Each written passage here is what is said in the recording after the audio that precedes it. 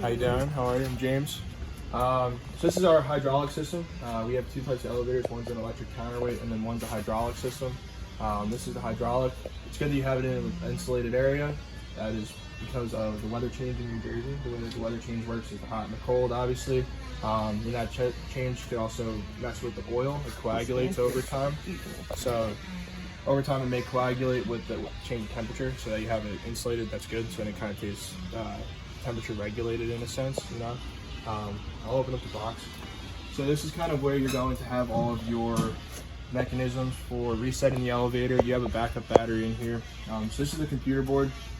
Basically the computer board works, it's all wired into here for like elevator technicians.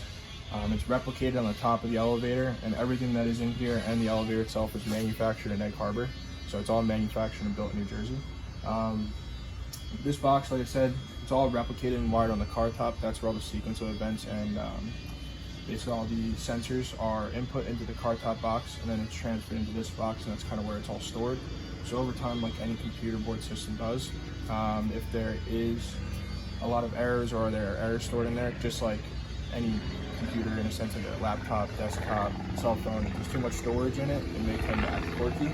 So all you have to do really, if there's any issues with the elevator, is reset it. That's all right, you got it. Resetting the elevator, there's these two disconnects up here. So this is kind of your key to We've had to do that a number elevator. of times. It just like stops and we have to redo that. So I'll kind of go through the sequence of events. So hopefully that kind of clears some of what's going on up. If not, you can obviously call a service technician. And then that noise is just it regulating. So over time it may drop in oil pressure. So when it drops in oil pressure, the elevator will kind of sit down a little bit, it'll go down, and then it's just pumping oil into the jack so that it moves up to the landing platform. So if you hear that consecutively like 7 or 8 times, then it may need to have a service call. But if you're only hearing it a couple of times a day for that matter, and I believe this elevator is new, right? On this inspection. So basically, once the inspection was done, within that first year, you're not going to experience any issues with the seal replacements or anything, or the seal on the jack. But over time, if you do notice that you're hearing that 7, 8 times a day, 9 times a day, then you call the service company. It's probably going to be a jack seal replacement, which is not terribly expensive. It's just like a little plastic piece that sits in there. It kind of seals all the oil up in the hydraulic system. This is your backup battery here. So your backup battery tends to last 3 to 5 years. So that backup battery lasts 3 to 5 years. It's there in the event of a power outage. It will power the elevator to get you out safely. It won't go and power the elevator entirely. It will burn the battery out a lot faster, but it's more so just the intention of getting you out safely if there's ever a power outage and you're on the inside of the elevator. These are our 2 power sources here. And then that's our breaker system. So when you reset the elevator and you hear a big click, that's what it is, just the breaker popping in and out. These are just disconnects. So the one on the right is for your lights, and then the one on the left is the entire power to the elevator. So there's a 110 volt here and then a 220 volt here that goes into this. The 220 volts that powers the elevator, the 110 is for the lights. And then the phone line is jumped from the phone line itself into our board. And if you see right here, this wiring is the phone line itself. Okay. So these 2 wires over here are the phone line, and this is from the board. So we have a phone in the elevator in case. Oh, the phone connection. Oh. And then up top, these 2 cylinders right here. But I understand there's been some issues with the sequence of events and the way that they are. So do you have an automatic gate by any chance, or is it just manual? Like you open and close it manual? Okay. So sometimes with the way that the gates are open and closed, and the doors open and close, it kind of trips the system out sometimes. And when there's too much storage in the elevator, just like any computer system, it tends to act quirky. So there are some faults. That reset will just clear the faults out. So that's kind of what it's doing. Okay. If you do experience it, more so than not when you're resetting it a lot of the time, like quite often, just give the service company or our service department a call. And it's the same number, the 800 number, and then they'll come out and service it. And so the sequence is the kind of the accordion-like door? Yeah. And then so it's you have to close the door before the gate. Yeah. Yeah. So that's the way that has been changed. It's been changed due to a couple of events down in Florida, and where people are kind of getting stuck. There was kids that were playing hide and go seek, and they were hiding in between the door and the gate. So they're trying to alleviate any chance of that opportunity. Which luckily there was no harm done for that matter, and it wasn't with our company, it was with a different one. And this was back in 2008. So basically after 2008, they had a couple of new rules that were put into place. One being that there's only 3/4 of an inch allowed between the door and the door jamb. So the door jamb is pretty much 3/4 of an inch. So only from the door to the landing cell, there's only 3/4 of an inch allowed, so nothing can really virtually fit in between that area. And then the way that the gates and doors are opened and closed properly, it kind of alleviates any chance of there being a possible injury or harm to somebody using the elevator. So I'll go into the elevator now and I'll kind of show you how it all works from that standpoint. Is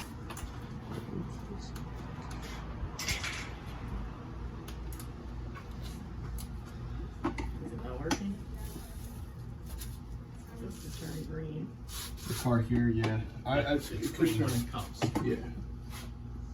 You know what floor it was at? Was it just at this floor? Oh, here we go. Gotta get a shot of the green light, which means it's here. Yeah, so. Alright, so whenever you open this hoistway door, the best way to explain, I'll give you back the key.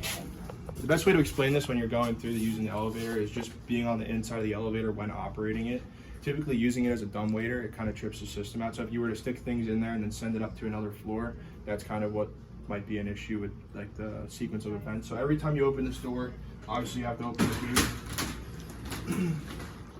Once the door and the gate are open, you have to close the door before the gate. So I'll kind of go through, there's 3 main ingredients to each elevator system and the way that they work. So the first being the doors. So the doors have to be closed on every floor in order for the elevator to operate. What that means is that this metal bar here is making connection with the 2 metal prongs in the back of this lock kit here. These 2 metal prongs are the sensors that say like, okay, the door's closed, okay, it's safe to operate. Then you would walk into the elevator. When you're going to operate it, like I said, you have to just make sure you close that door before you close the gate. When you close the door and the gate, then you can press whatever button that you would like. This little bell here is an alarm system. If you press the bell, it just sounds an alarm throughout the home saying, okay, I'm having issues with the elevator.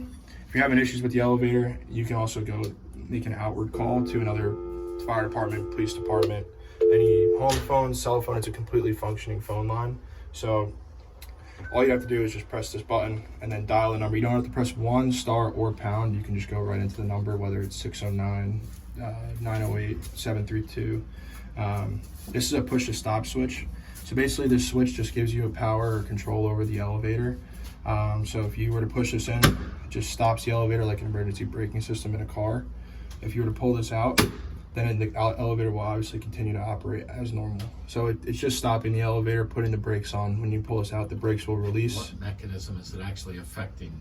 So it goes right into the rails. So there's it's like brake pads. So basically it just sends a brake system right onto the rails. There's also a lock kit that pops out in every floor that will help kind of keep the elevator where it's meant to be.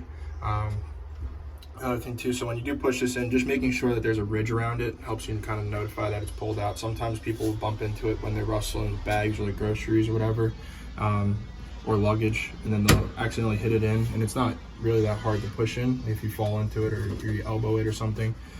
Just making sure that that's pulled out is always something that's good. And no matter how many times you push it in or pull it out, then it's not going to really affect the elevator system. The timing of the doors and the gates being open as well do not affect the elevator system at all. They kind of just, the elevator will only read sequences. So when the doors are closed or when the gate is closed, that's what it reads. It doesn't read timing. The only thing that's on a timer are your lights and your lock. So if the lights turned off or the lock, see how the lock's down now, if you just press the button that you're at, so say we're on the first floor, it's just a little mechanism here. A little mechanism, okay. Oh yeah, I see And it. it pops up. So basically if they were to ever be stuck in the elevator, you can either hit the button of the floor that you're at, or you can manually push this up as well. So when this comes down, this little lever here, if you just push that up, that releases the lock in the door. And then if you simultaneously push this up and then push on the door will open.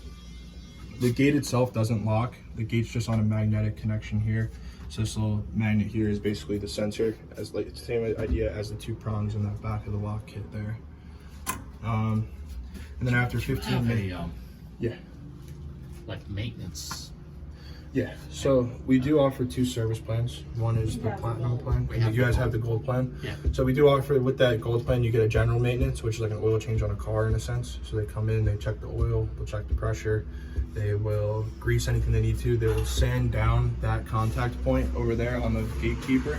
Just because in the salt air, you're gonna get rust, and that's something that's inevitable just because of That's science. what I was going to ask. So they just kind of come in with sandpaper, and I mean you can even do it too if you notice that before. You can just put like whatever level of We sandpaper on. submitted the gold and we paid for it, Yeah. and then I never got a confirmation email back Okay. from those guys. So That's me, so that's my fault.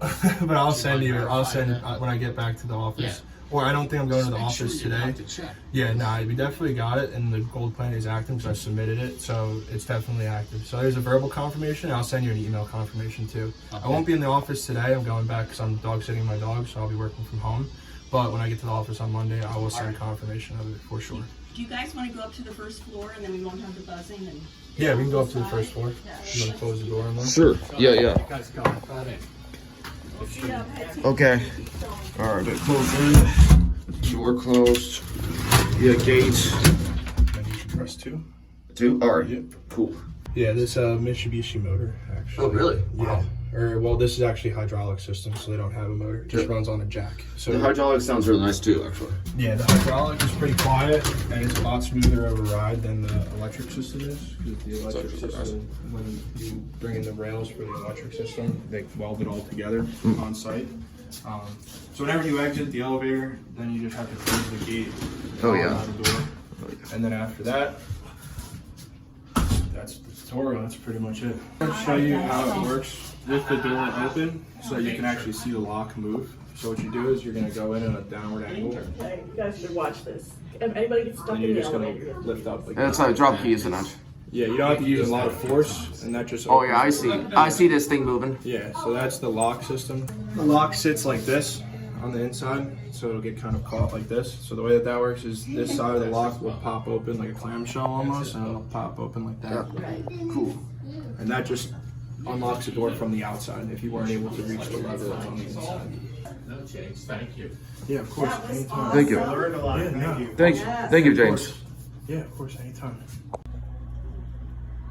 Yeah, so the way that the hydraulic works is that oil tank that's in the computer board, or by the computer system, pushes oil into the jack itself and it just raises it up. Same idea as like a commercial elevator that has a hydraulic system. Yes. Alrighty.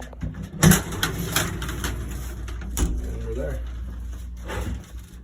So there's this floor. And then you want to go over there? You can go all the way up. Sure. You go up there. Alright, you got it. You can close the door too.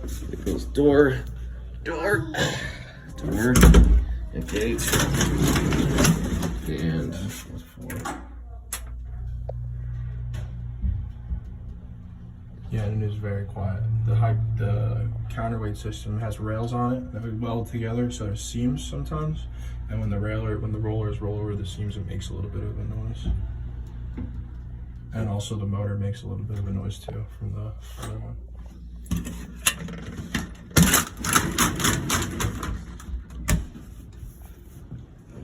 Cool. This is cool. There it is.